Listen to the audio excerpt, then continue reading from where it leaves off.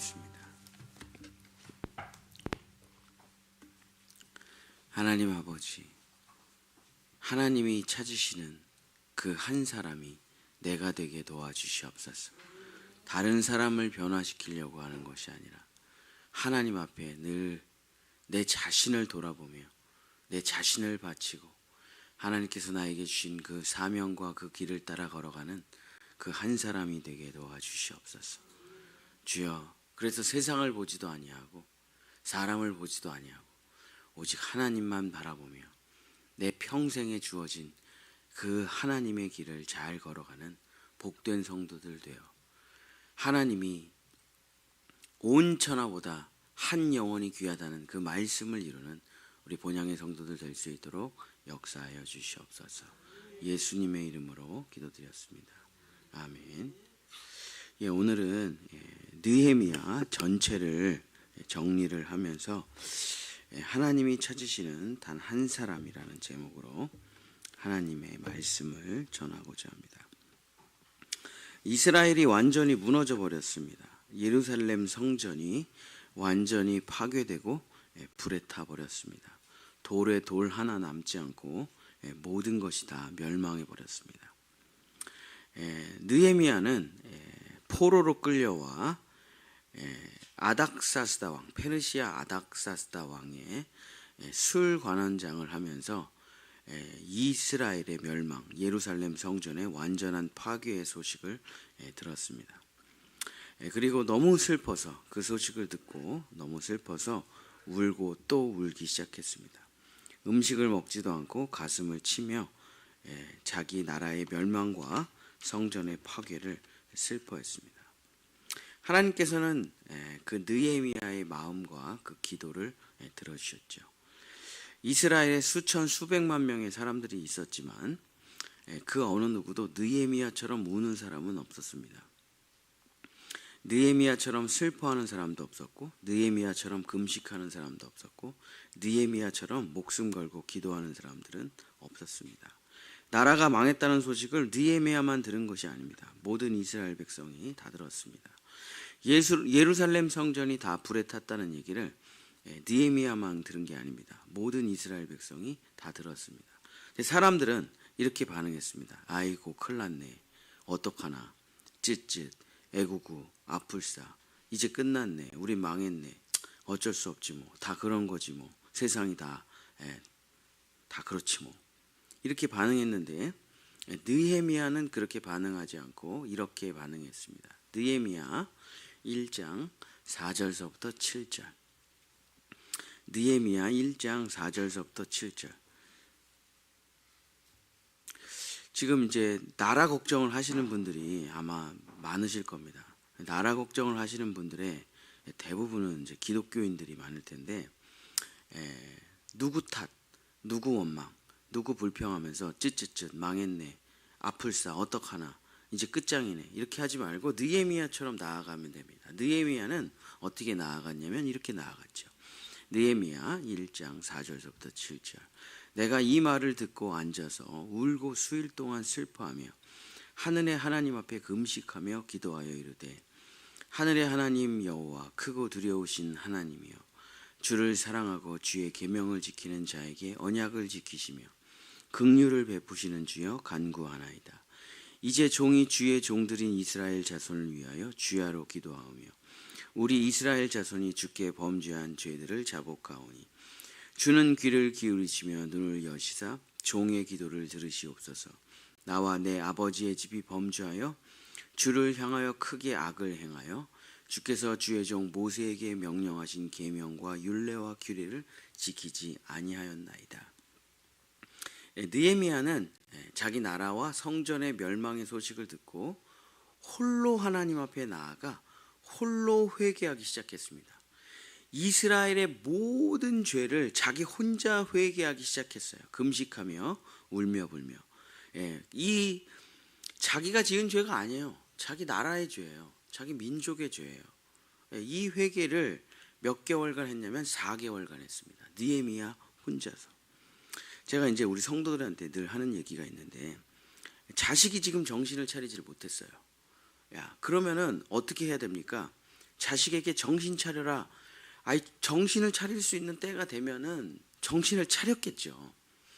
근데 부모가 보기에는 얘가 정신을 못 차렸단 말이에요. 근데 그 아이에게 제발 정신 차려라고 말하는 거는 소용이 없어요. 가장 좋은 방법은 자녀의 죄를 부모가 회개하는 겁니다. 아니, 자녀의 죄를 부모가 회개할 수 있습니까? 회개할 수 있죠. 제가 어렸을 때 아이스크림을 하나 훔쳐먹은 적이 있어요. 가게에서.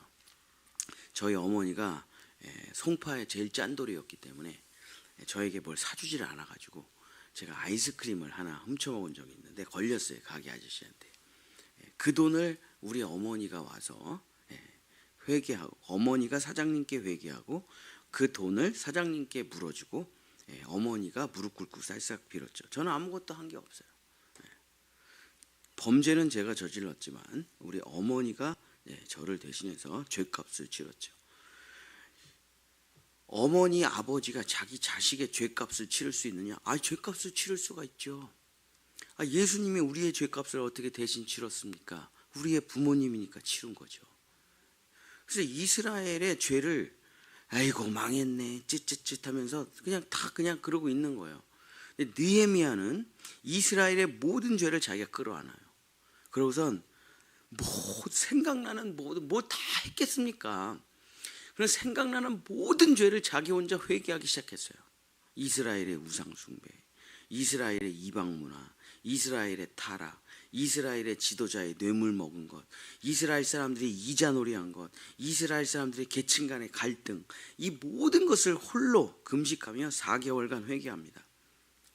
그렇게 4개월간 눈물로 회개하니까 하나님이 그 느헤미야 혼자서 회개하는 거예요. 이스라엘 사람 아무도 회개하지 않고 그냥 망했다고 한탄만 하고 있는데 이 느헤미야의 4개월간의 회개를 하나님이 받아주셔요.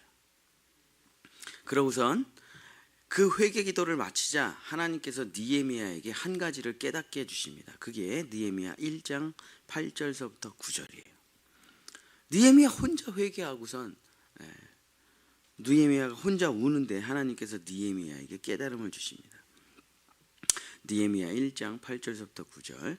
옛적에 주께서 주의 종 모세에게 명령하여 이르시되 만일 너희가 범죄하면 내가 너희를 여러 가운데에 흩을 것이요 만일 내게로 돌아와 내 계명을 지켜 행하면 너희 쫓긴 자가 하늘 끝에 있을지라도 내가 거기서부터 그들을 모아 내 이름을 두려고 택한 곳에 돌아오게 하리라 하신 말씀을 이제 청하건대 기억하옵소서. 그래서 느헤미야가 그 회개 기도를 다 마치자 하나님께서 뭘 깨닫게 하시냐면 하나님과 모세가 한 약속을 깨닫게 하세요. 근데 하나님과 모세가 한 약속이 뭐냐면 너희가 나를 버리고 범죄하기 시작하면 내가 너희를 이방 나라로 쫓아버릴 거야.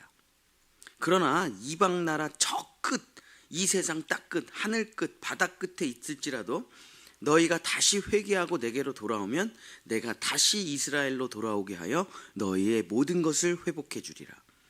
이게 모세와 하나님과의 율법 시내산에서의 약속이에요. 근데 느헤미야가 막 눈물로 기도를 하다가 그 하나님의 약속이 딱 깨달아지면서 마음에 어떤 희망이 차오릅니까? 다 망했어요. 돌 위에 돌 하나 남지 않고 이스라엘은 완전히 멸망했습니다. 근데 기도를 마치자 느헤미야가 우리가 하나님께 돌아가기만 하면, 우리가 회개하기만 하면 다시 우리는 이스라엘로 돌아갈 수 있어. 다시 우리는 성전을 회복할 수 있어. 이것이 하나님의 영원하신 약속이야. 그것이 딱 깨달아진 거예요. 그래서 느헤미야가 이 하나님의 언약을 붙들고 기도를 하기 시작합니다. 그래서 하나님이 어떻게 하시냐? 그 느헤미야에게 모세와 하나님이 한 약속을 느헤미야의 기도를 통해 성취하게 하셔요. 그래서 느헤미야를 통해서 이제 이스라엘이 전체가 돌아가서 어떻게 성전이 회복되는지가 2장서부터 13장까지 쫙 기록되어 있죠. 그래서 하나님께서는 그 느헤미야 한 사람의 기도를 들으시고 페르시아 아닥사스다 왕의 마음을 움직이기 시작합니다. 그리고 느헤미야의 수척해진 얼굴과 마음을 통해서 이스라엘의 재건의 마음을 아닥사스다 왕에게 충만하게 채워주세요. 그래서 아닥사스다 왕은 느헤미야와 이스라엘 백성만 돌려보내 준 것이 아니라 놀라운 일이 펼쳐집니다. 느헤미야 2장 8절.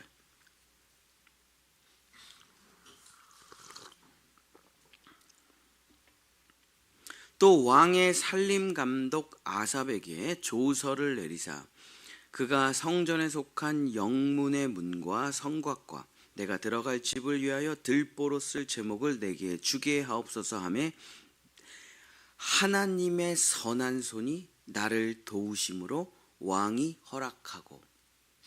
자, 느헤미야가 돌아가봐야 뭐 돈도 없고 능력도 없고 아무것도 없어요. 돌아가면 뭐하냐고요. 아무것도 없는데. 근데 왕께 자기의 마음을 얘기합니다. 그러고선 저 좀 도와주실 수 있으세요? 이스라엘의 재건을 위해서 필요한 것들을 주실 수 있겠습니까? 근데 아닥사스다의 마음을 하나님께서 이미 다 만져놔가지고 그냥 다 불러. 건축 설계, 뭐 살림 감독관, 돈 다 불러. 재정 다 불러가지고 자, 지금부터 내가 하는 말 다 적어. 그러면서 너는 돈을 대주고 너는 나무를 대주고 너는 기술자를 보내주고 그러면서 다 그것을 합니다. 하나님의 선한 손이 느헤미야와 이스라엘을 돕기 시작하자 그 세계 최강국의 제국이 모든 재력을 동원해서 이스라엘의 재건을 회복해내는 겁니다. 그러니까 하나님이 그냥 마음만 먹으면 뭐든지 단 하루 만에 다 가능한 거예요. 하나님이 마음만 먹으면 1초도 필요가 없어요. 그냥 그 즉시로 다 되는 겁니다. 근데 하나님이 뭘 찾는 거예요? 하나님이 내가 어디서 가서 은행에서 대출을 받을까? 하나님이 좋은 은행을 갈까? 국민은행 갈까? 이런 생각을 하시겠어요? 하나님이 재료를 어디서 모을까? 하나님은 이런 생각을 하시질 않겠죠. 왜냐하면 하나님은 전지전능하시니까. 하나님은 모든 것이 완벽하게 여호와 이레로 준비되어 있습니다. 뭐가 없습니까? 그 한 사람이 없는 거예요. 느헤미야와 같은 한 사람, 기도하는 한 사람, 정말 이스라엘의 재건을 원하는 한 사람이 없어요. 그 사람만 있으면 모든 역사는 다 일어나게 되는 겁니다. 그래서 하나님이 그 한 사람을 찾으시는데 없으니까 일이 안 나타나는 거지. 돈이 없어서 일이 안 되느냐? 능력이 없어서 일이 안 되느냐? 아니에요.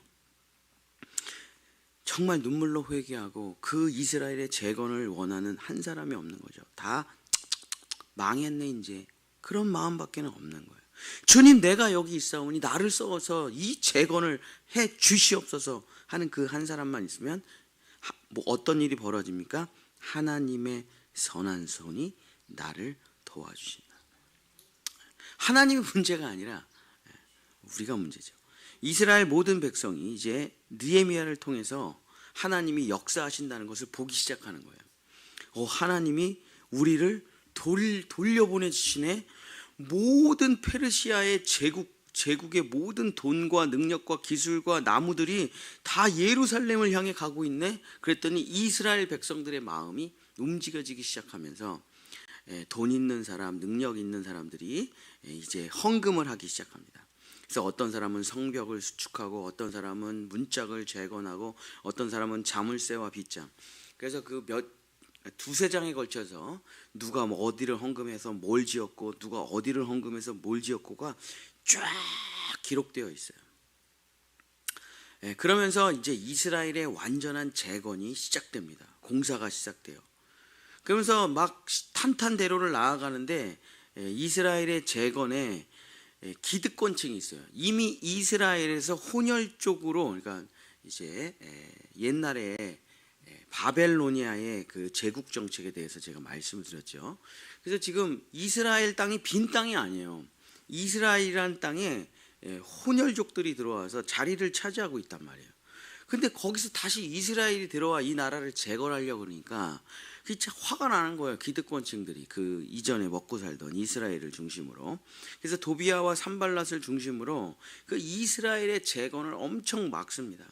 그러니까 이 느헤미야가 이게 마음이 어떻게 됐냐면 이제 성전 재건하는 것도 힘들어 죽겠어요. 느헤미야 입장에서는 그것만 해도 몸이 10개라도 부족해요. 근데 이 이스라엘에 남아있는 기득권층의 반발이 있어가지고 어떻게 살았냐면 느헤미야 4장 17절에 느헤미야가 이렇게 살았습니다. 느헤미야 4장 17절. 하나님의 일을 하는 사람들은 이 마음을 잘 알아요. 느헤미야 4장 17절 성을 건축하는 자와 짐을 나르는 자는 다 각각 한 손으로는 일을 하며 한 손에는 병기를 잡았다. 지금 두 손으로 일을 해도 모자랄 판인데 한 손밖에는 일을 못해요. 왜냐하면 한 손으로는 무기를 가지고 외부의 세력과 싸워야 되고 한 손으로는 시멘트를 발라야 돼요. 그래서 느헤미야는 두 가지 일을 동시에 해냈는데 하나는 성전 건축이고 하나는 방해자들의 내부적인 갈등을 막아내는 싸움을 동시에 했습니다. 자, 하나님의 일을 할 때 두 가지 일이 동시에 돼야 돼요. 하나는 내가 내 모든 것을 바쳐 하나님의 일을 해야지. 이게 하나예요. 근데 그게 탄탄대로로 될 것 같죠? 아닙니다. 엄청난 방해가 일어나요. 그래서 자꾸 마음이 무너져요. 내가 괜히 하나님의 일을 하다가 이렇게 어려움을 겪나? 내가 진짜 왜 이렇게 힘드나? 왜 이렇게 되는 일이 없나? 반드시 그 자리에 서게 됩니다. 그때 느헤미야를 생각해 보면 돼요. 하나는 성전 건축을 한 손으로는 외부의 세력과의 싸움을.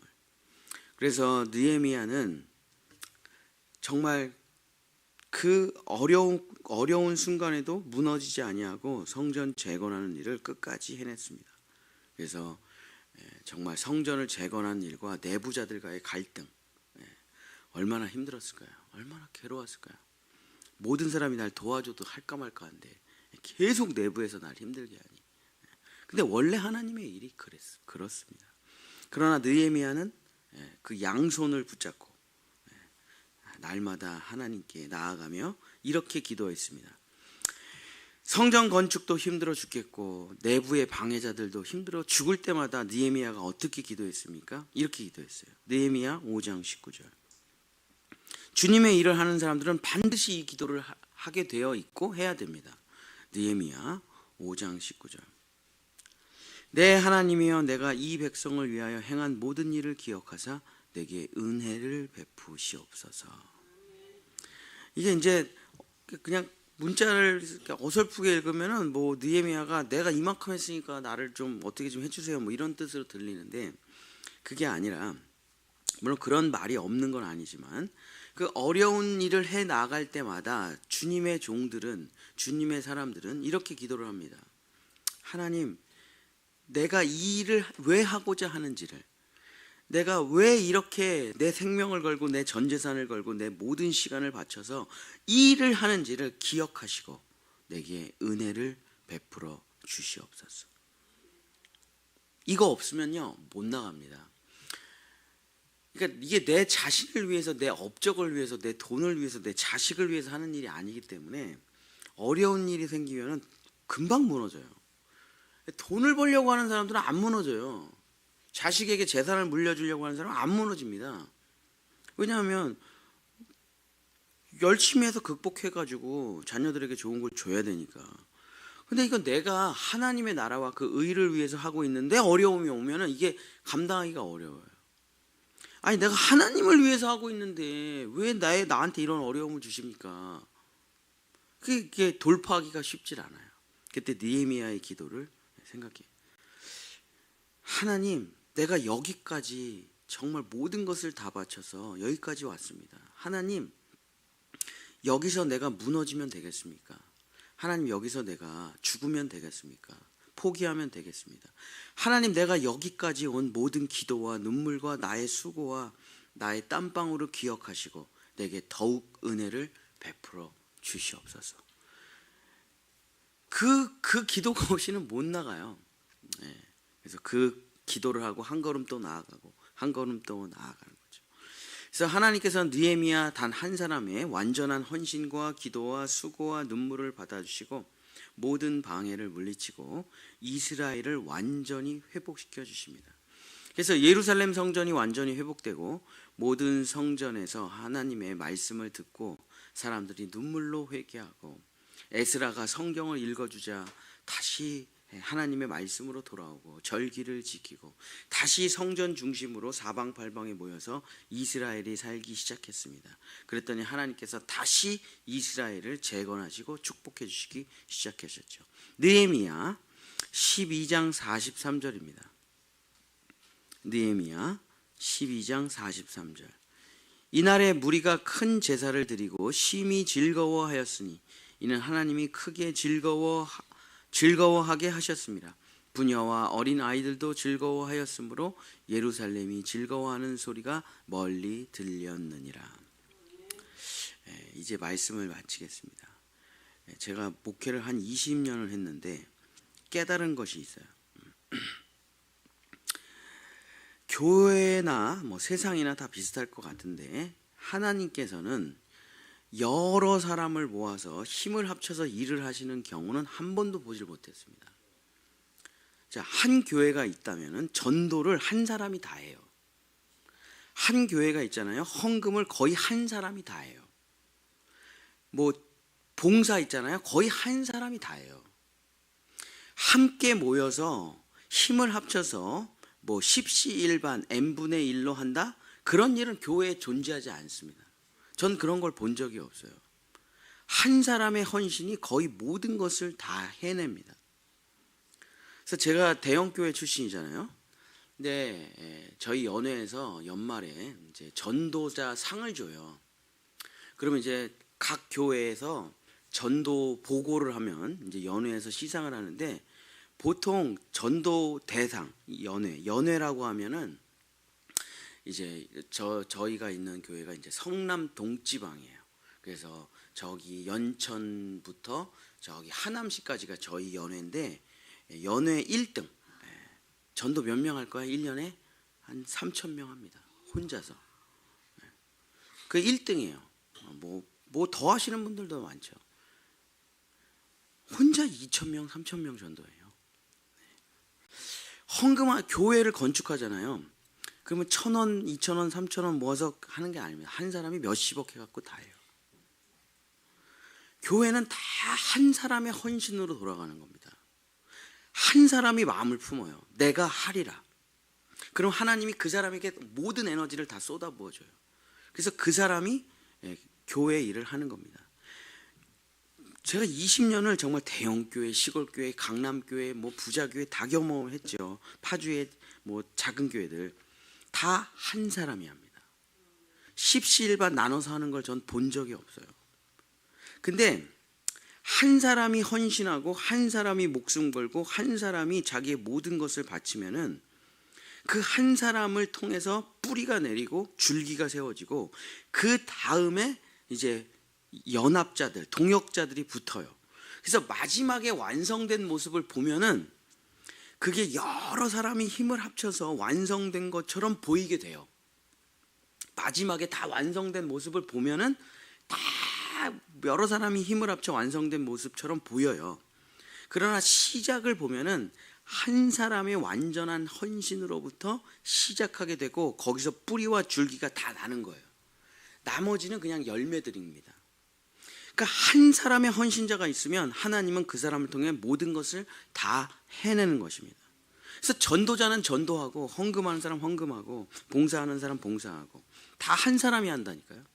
그래서 교회는 결국에 우리가 이제 그것을 이제 목사들이 그걸 뭐라고 부르냐면 니네 교회 11조 성도 얼마 있냐 이렇게 부르거든요. 그걸 영어로 표현하면 코어 그룹이라고 표현할 수도 있고 무슨 프라이머리 그룹이라고 표현할 수도 있고 그렇겠죠. 교회는 결국에 1,000명 교회든 10,000명 교회든 소수의 몇 사람이 다 이끌어가는 거예요. 모든 사람이 힘을 합쳐서 설거지하고 모든 사람이 힘을 합쳐서 전도하고 모든 사람이 힘을 합쳐서 헌금하고 그런 거 없습니다.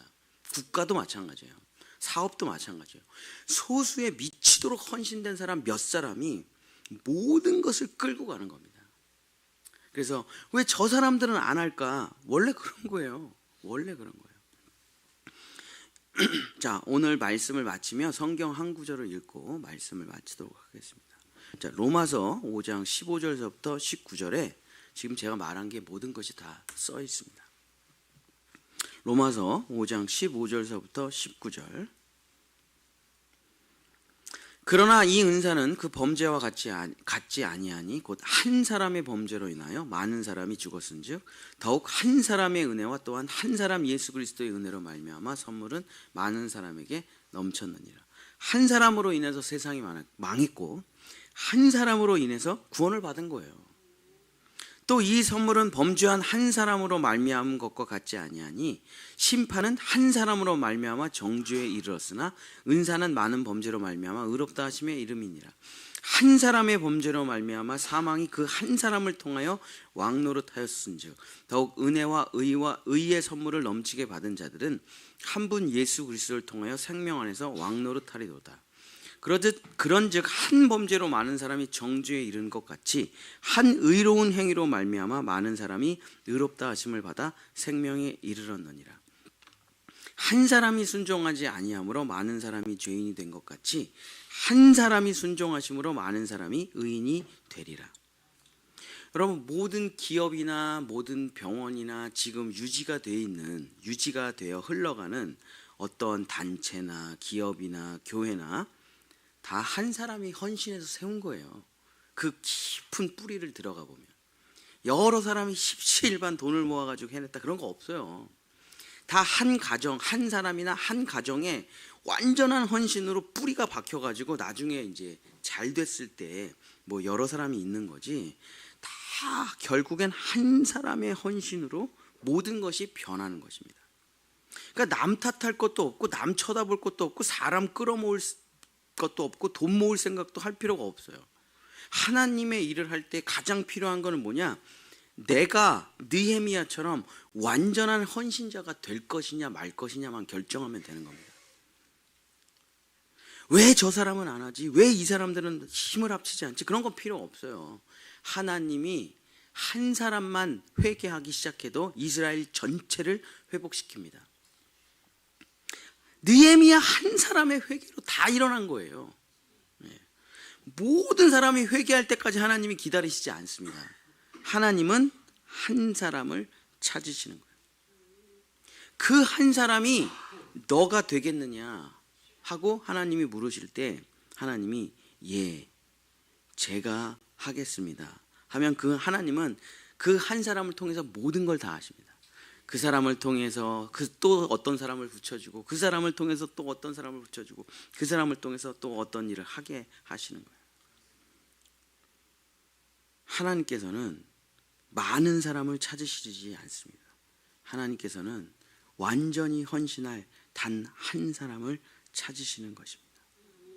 사랑하는 우리 본향의 성도 여러분, 그 한 사람이 내가 된다는 것이 이 세상에서 가장 큰 축복이에요. 그러면 하나님은 능력이 있는 사람을 뽑으시냐, 뭐 대단한 사람을 뽑으시냐? 하나님은 어떤 사람을 뽑으십니까? 손든 사람. 그냥 손들면 돼요. 제가 하겠습니다. 모든 능력을 채워주실 것이고 모든 돈을 채워주실 것이고 모든 사람을 붙여주실 것입니다. 하나님의 선한 손이 그때는 도와주실 거예요. 그러나 하나님은 오늘도 찾으십니다. 이 나라가 무너졌도다. 회개할 사람이 누구냐? 이 교회가 무너졌도다. 채울 사람이 누구냐? 이 기업이 무너졌도다. 재건할 사람이 누구냐? 의료계가 무너졌도다. 누가 이것을 감당하겠느냐? 제가 모든 생명과 내 인생을 걸고 하나님, 내가 여기를 재건하겠습니다. 하나님의 나라와 그 의로. 그럼 하나님이 그 한 사람에게 모든 것을 다 쏟아부어 주시고 그로 말미암아 재건의 역사가 나타나는 것입니다. 얼마나 축복된 인생입니까? 근데 사람을 모으려고 하는 사람, 돈을 모으려고 하는 사람은요, 평생 그 일을 못할 거예요. 안 모아져요. 그러나 하나님께 손을 들고 느헤미야처럼 나가는 사람은 재건하고 회복되는 역사의 주인공이 되실 것입니다. 오늘 여러분이 손을 들고 나가셔서 그 재건의, 그 회복의, 그 부흥의 주인공이 되시기를 예수님의 이름으로 간절히 축복합니다. 기도하겠습니다. 돈은 하나님께 있습니다. 능력은 하나님께 있습니다. 기회도, 모든 것이 하나님께 있습니다. 하나님은 아닥사스다 왕 한 사람을 움직여 제국의 모든 금과 은과 기술을 느헤미야를 위해 쓰십니다. 주여, 하나님이 찾으시는 것은 아닥사스다 왕 같은 사람을 찾으시는 것이 아니라 느헤미야 한 사람을 찾는 것입니다. 눈물로 회개하고 눈물로 하나님께 회복과 하나님 나라의 부흥을 위해서 손을 들고 나올 그 한 사람, 그 사람이 내가 되게 도와주시옵소서. 주님, 나 능력 없습니다. 주님, 나 돈 없습니다. 주님, 나 지혜 없습니다. 주님, 나 건강도 없습니다. 주님은 말씀하십니다. 다 필요 없다. 네가 하겠느냐? 예, 주님, 제가 여기 있사오니 나를 써 주시옵소서. 내가 너를 통해 모든 것을 이루리라. 주여, 그 하나님 나라의 재건에, 우리 가정의 재건에, 이 나라 이 민족의 재건에, 부흥의 주인공이 내가 될 수 있도록 주여 나를 받아 주시옵소서. 여호와는 내게 복을 주시고 너를 지키시기를 원하며, 여호와는 그 얼굴을 내게 비추사 은혜 베푸시기를 원하며, 여호와는 그 얼굴을 내게로 향하여 드사 평강 주시기를 원하노라. 아멘.